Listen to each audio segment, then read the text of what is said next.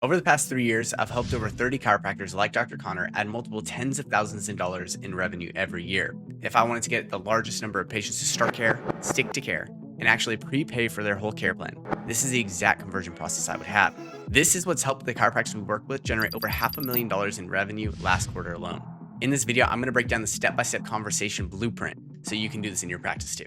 So this is the non-salesy conversion blueprint using the closer framework. So I broke it up into day one, day two. And remember, this is just the conversation you're having. So if you show them around the practice, if you do all that stuff, perfect, keep doing that. But once you sit down for that consultation, this is the script. This is the entire framework that I go through. So to start things off, we set expectations. So do this before anything else. Something it can be like this. I recommend making a copy of this sheet, customize it for your practice. But the important thing about a script, the reason we have it is so that we have a consistent process we walk all patients through, because it is way easier to make adjustments with things when you make the adjustment across the whole board and you can see what the result from that adjustment is. Say something like, just to give you an idea of today's visit, the main purpose is to make sure I can help you out in the first place. So I'll be asking questions to get an idea of what's been going on, how it's been impacting your life, and what your goals are. Then we'll do an exam to find the root cause of what's going on. I'll show you exactly what I find and create a custom action plan to get you back to 100%. Does that sound good? So we're just getting confirmation. Hey, this is the plan. This is what we're going to do. Make sure that we're on the same page. Now, where do we go from here? Well, we start off with the consult. The way that I organize this, we have our step, which is, clarify as part of the closer framework. Then we have what the goal is of this part. And so number one, when I identify the goal, there's three parts to that. It's the what, the how, the why, what they're dealing with, how it's impacting their life, and then why accomplishing that goal even matters to them. And then after we have that, then we identify the main problem, right? Time, speed, skills, lack of knowledge, whatever it is. And then I have questions. These are the questions I would actually say, memorize these. Okay. So go through this, memorize each question. And if you can memorize it, the purpose isn't that you can never go off track. The purpose of memorizing this is so that you don't need to have it in front of you in case you do go off track. If someone goes way off into Narnia talking about some random thing, it's like, awesome. Circle back to the next question in the script, right? This is why we have it. And so our questions for this section are, hey, tell me what's been going on. What made you decide to take the time to come in today? How's it been affecting your day-to-day life? And then we dive deeper. If we don't have the answer, that would look like, hey, what would you like to be able to get back to and continue doing? Another example would be, how has this problem affected your work, hobbies, mental, kids, marriage? Important note here, this should be something you're present in this conversation with them in, meaning if they already gave you what's going on with their work and how it's impacting them, don't dive deeper. Like, it's just going to make it sound like you're not listening to them. Don't say that exact thing. You might clarify with hobbies or mental or kid, right? But don't repeat the things that they've already said and ask them again. All right, number 3, what's been keeping you from accomplishing that goal? I want to find out what that problem is. How long have you been dealing with that problem? Number 5, why is this goal even so important to you? Meaning, like, what's the deeper reason the patient has this goal? Why is this so important? A lot of people, you have parents that really care about spending time with their kids. But it's like, hey, why is this so important? Because a lot of parents don't care about spending this time with their kids, or don't care about playing sports with their kids, or a lot of people don't mind choosing to retire instead of trying to continue to work and do the thing that's causing them pain. So why is it important that we're here today? Right? Why is fixing this problem so you can get back to this goal so important to you?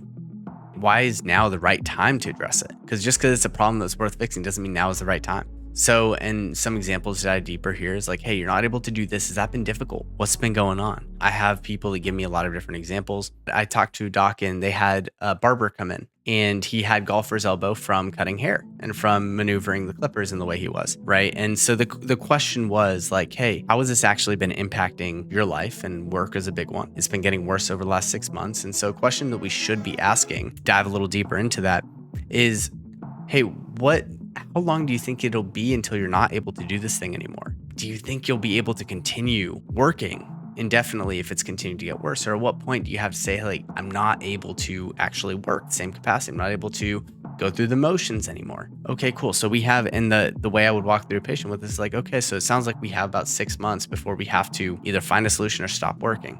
Got it. That sounds like a pretty big problem. And so some people are totally okay with that. Some people are going to say, like, and I would say this to the patient, but some people are totally okay with, choosing to retire at this point in their life and that kind of deal. Is that something you're looking to do, or would you prefer to find a solution for this so you don't have to do that? Is that even an option? And so we're trying to go super deep into why this is so important they address this and why it's so important they address this now. Okay, so don't stop just when they give that. And I'd like to think about it like pulling threads. Okay. if I see that there's this thread on on work, so we start to pull this thread of like, okay, their work is um it's like a ball of yarn, right? So we're pulling this thread. It's like, okay, work. There's some kind of problem there. Okay, they can't keep doing this. They're gonna have to stop working if they don't find a solution. They absolutely need to try something in the next 6 months. They haven't tried anything yet, right? We keep pulling, and it's super important to them. We're also noticing that they're getting really stressed. Okay, we ask questions. Has that been hard? How's that stress been impacting your family? Because a lot of times we see impacting family has been impacting your sleep. Okay, we start pulling, right? Then we're like, okay, what else? When else do you notice this pain? There might be some other threads in their hobbies, in their things that they're not able to do. And so we're like, hey, how else? Maybe they give us some hobbies and we start pulling on those too. And we pull it all the way out, right? This is the way I like to paint this picture. We have two islands, right? They're on this island of, man, I'm dealing with all these problems. They want to go to this island of, this is like they're healing, this is they're healthy, this is they're able to do all the things they want to do. What we have to paint a very clear picture of why they want that other island. Once we have that, the difference between their island and where they want to go is the gap. It's this big gap that we're building out. Because if the gap seems like it's 1,000 miles, they'll be willing to pay for 1,000 miles of travel. If the gap seems like it's like, nice 20-minute swim, they might not be willing to pay for 1,000 miles of travel. And so the point isn't to change the reality of the situation. It's just to help them recognize the difference between where they're at and where they want to be and actually find a solution for that. Right now, what we end up pitching them is going to be that vehicle. If they are going to get seasick, right, by going over water, then we have to fly them across the island. And so there's different ways that we can solve the problem, but the vehicle that we pitch them on has to be the way that makes sense for them, right? So maybe they tried swimming and it didn't work because they weren't strong enough, which would be like maybe they tried PT and it didn't work for some other reason. Maybe the PT was a good part, but they didn't get the full solution, for example, and we now can't pitch them on PT in the exact same way. If they tried chiropractic, but they never stuck to it, that would be an example of them trying a way that didn't get them from their island to the island they want to go to. So we got to figure out, hey, why didn't you stick to it? What kind of came on here? And this is gonna all tie together. So after we clarify why they're here, we label them with a problem. And so we just want to label so we're clear on what is the single problem we're trying to fix. Okay, what I'm hearing is you've been dealing with this problem for this long, and you want to get back to doing, get back to working. And going back to the barber analogy, you want to get back to work so that you can provide for your family, so you can, reduce the stress that you've been having, rebuild the relationships that have been, been kind of on a rocky path for some time. Sound about right? Or is there anything I might be missing? Right. So we're just labeling the things that they've told us as what their problems are. And it sounds like if we just fix this golfer's elbow, everything else is gonna fall into place. So next we overview. We're overviewing all their past pain, all the past things that they've tried, how things have worked, how they haven't worked. And so we start off with 3 goals. We find out what they've tried before. We want to play out the best case situation, then play out the worst case situation. And so the point of playing out the best case is to empower the patient so that they know and they believe like, hey, I can actually solve this thing. The worst case situation is just reminding them like, hey, if we don't take any action, that's the worst option. Taking no action leads to insert whatever result that they say is going to lead to.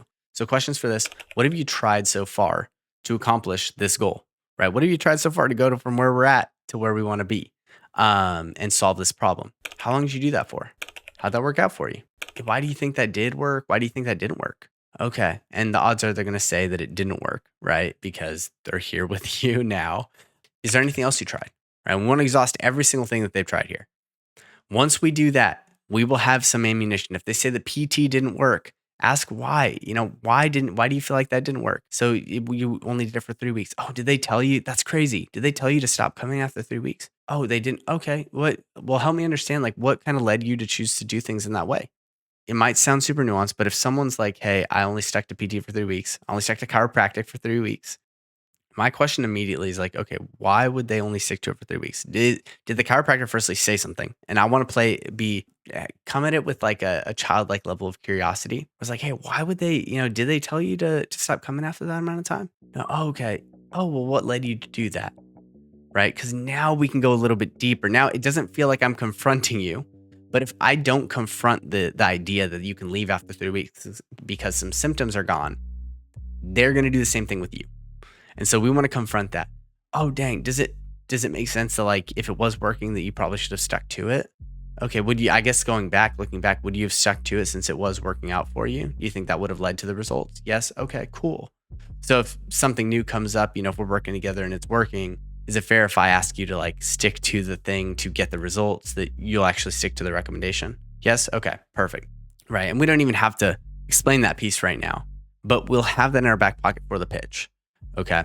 So moving on to the best case situation, right? We want to empower them. Question for that is, what happens if you address this now to remove the pain, restore function? How does your life actually change? And we want them to paint the picture of everything in life that's changed. So a lot of it's going to be reminding them about the why, diving even deeper into the why, about why this is so important, what changes when they're able to solve this thing.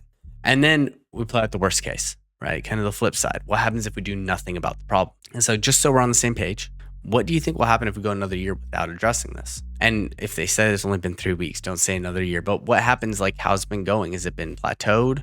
What's been going on with the pain? Okay, what happens if we don't do anything about it? How has this problem, right, been doing over the last year? Has it been getting worse? Been getting better? What's been going on? Okay, what happens if we stay that course without making any changes? Is that something we're okay with?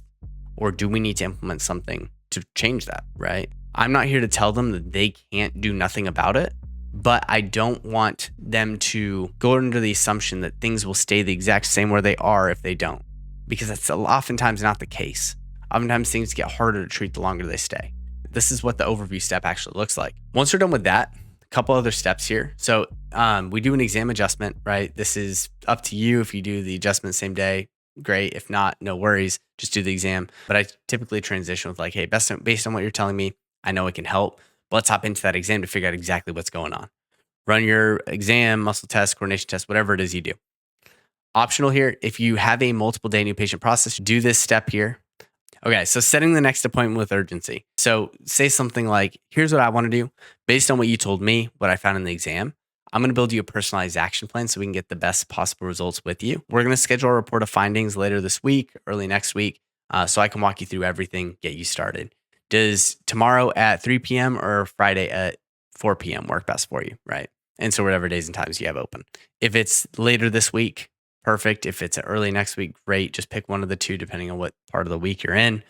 Should be pretty self-explanatory. If you do a single process, just skip this, proceed to sell the vacation and the day 2 label here. So for day 2, we have sell the vacation. There's 3 parts to sell the vacation. You have recap, recommendation, finances. We're going to go through one at a time. In our recap, the main points here are, just to recap, make sure we're on the same page, and you want to hit on each one of these points: the what, the how, the why, what the real goal is, problem is, and what they've tried to fix the problem. Okay, with the transition phase before you go to the recommendation. So here is a script for the recap. So just to recap, make sure we're on the same page. You've been dealing with this problem for this amount of time, and it stopped you from doing insert whatever it stopped them from doing. And you tried XYZ, but it hasn't worked because of insert their problem. And it sounds like really the real goal is to do this so that you can insert what their why is.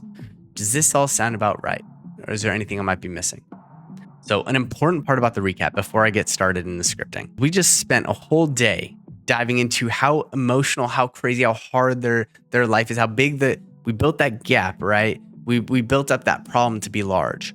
And then now we're about to take a multiple day break, potentially, before pitching them on what they need. We need to go back to that emotional state so they remember, hey, this is how I'm actually feeling in the day-to-day. I need to remind myself of that before I make the call on what I want to do about my health. And so we want to go all the way back there, okay? Don't just start off and give the recommendation. No, we need to revisit that emotional place before starting. And that's what the recap is for. So with the script, it looks like, just to recap, make sure we're on the same page. You've been dealing with this problem for this amount of time, and it stopped you from doing all these different things in your life. You tried all these different things, X, Y, Z, but it hasn't worked because of this one problem.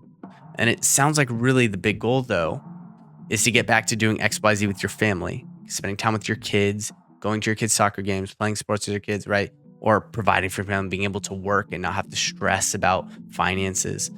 These things are really important, right? These are big character, really big identity things that people want to focus on to be a fighter, to be a good parent, to be, a good grandparent, whatever it is. But people oftentimes have big goals like this, right? And so I asked that, I want to tie into that emotion. It's like, hey, does this all sound about right? Or is there anything I might be missing? And then after that, if they're like, no, this is everything exactly. It's like, hey, why do you feel like this might even be worth looking for something new to address this problem versus, just continuing to do what you've been doing? My goal here is to get them to tell me that they need to try something new. because I once people say something, it's a lot harder. It's a lot easier for someone to say, no, I'm going to keep doing the same thing until they tell you right before that moment that, hey, I need to do something new. People don't like contradicting themselves. So if they tell you like, hey, no, I need to do something new, it's going to take away that as an excuse later when we do ask for the sale. It's like, hey, I'm just going to figure things out and see where things go over the next few months, right? After we ask that, then we move on to the transition phrase, which is there's a few missing pieces in what you tried that help get you to your goal. Do you mind if I give you my optimal recommendation? Very important piece here. The transition phrase, we should not move on from one part of this sell the vacation portion, from recap to recommendation or from recommendation to finances until we ask the transition phrases. Okay. So part 2 of sell the vacation is the recommendation. In that, we want to review the exam findings. Then we'll present our 3 pillars. The 3 pillars include, we want to name the pillars, we give a story, and then we tie the pillar itself into what they said they wanted. And then we'll have some kind of transition phrase before we continue on to the finances. For the review exam findings, do what you normally do. Go through that, make sure it's brief. Don't go too deep into the weeds about why, all the different things.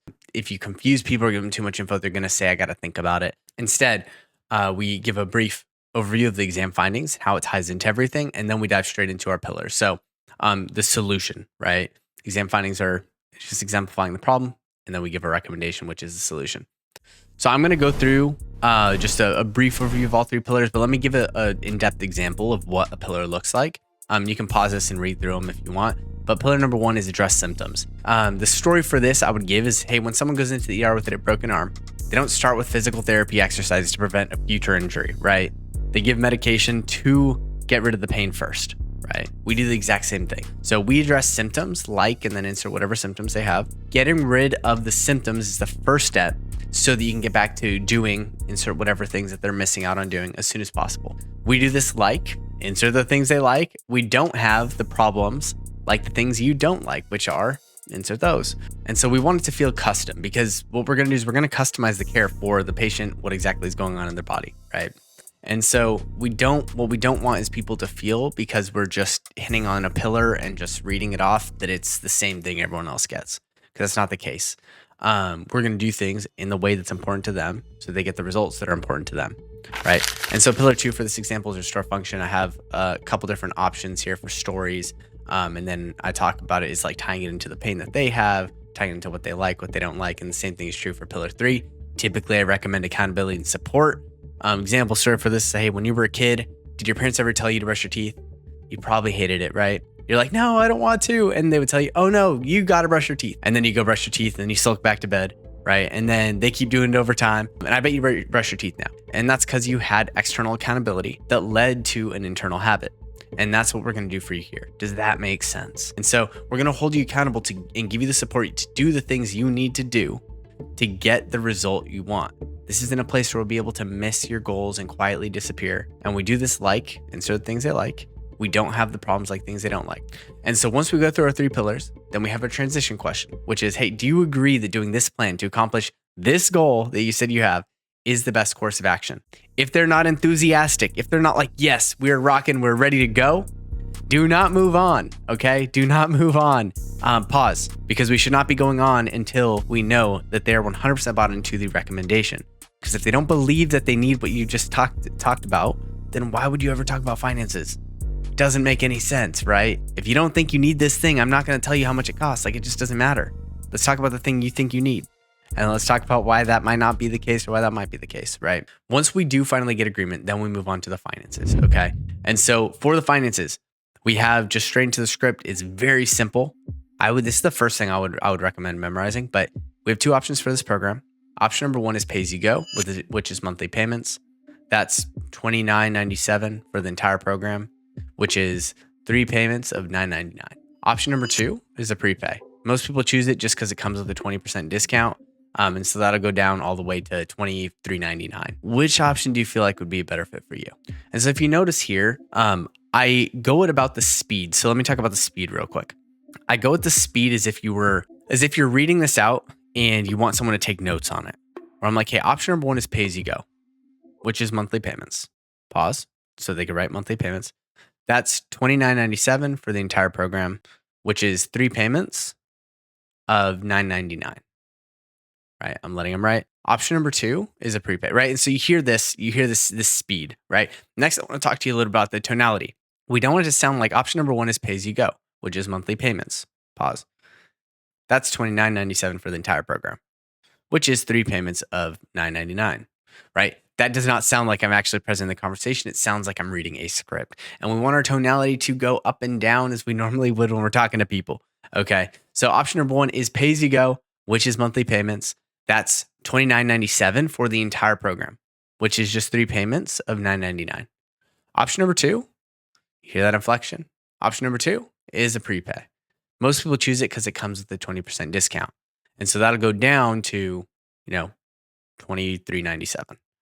Which option do you feel would be a better fit for you? Right. And so this is the finances. Then we just be quiet and we just listen and we wait till they say something.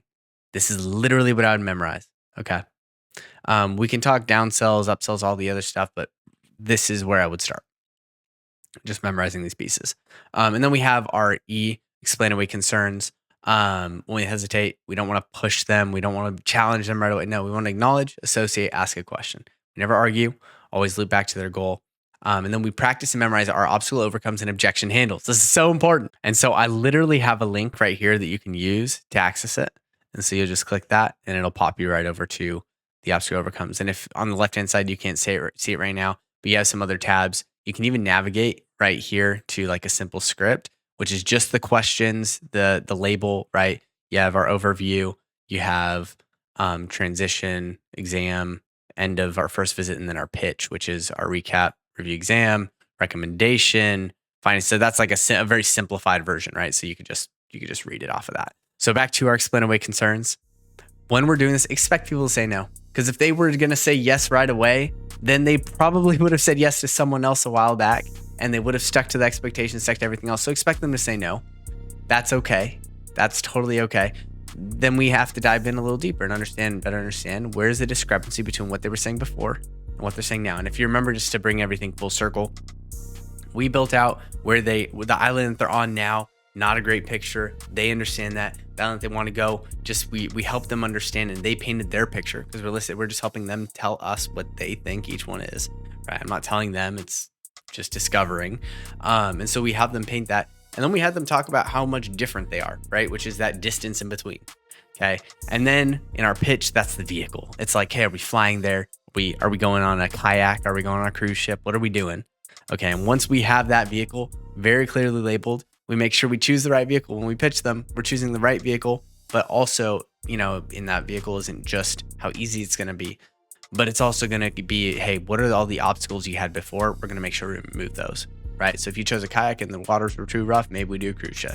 Right. If you chose a plane and you had to parachute out because it was crazy, maybe we don't do that again. Right. And so we're just making sure that it feels different, like it is a different approach to getting that result that they're looking for. So once we get to the very end and they say yes, we'll reinforce the decision, set expectations, deliver on the expectations, which is really simple. We build rapport, we build trust, right? How do we do that? We make promises, we do what we promised, and then we rinse and repeat. Make more promises, deliver on the promises, right? And just keep doing that. Ask for a referral here. Help patients experience those big wins consistently throughout the program, and then continue to sell patients on continuing care. So this is the non-salesy conversion blueprint that I would recommend every single doc be using if you don't have a very built out process for not just warm traffic and referrals, but also for patients coming in from ads, patients coming in from events, patients coming from anything else where they're coming in and we have to see, hey, how do I solve this problem? How do I build up trust? How do I make it not just an emotional conversation, but also a very logical one, where it not only makes sense emotionally why they need to take action, but it also makes sense they can back it up with logic later so they don't regret making the decision, when they're feeling a little bit more neutral. So that is the conversion framework. If you want help implementing this conversion process into your practice and either getting yourself or your associates to convert at higher percentages, get more prepays, and improve retention, schedule a strategy session, walk through this process and how we can customize it to best fit you in your practice.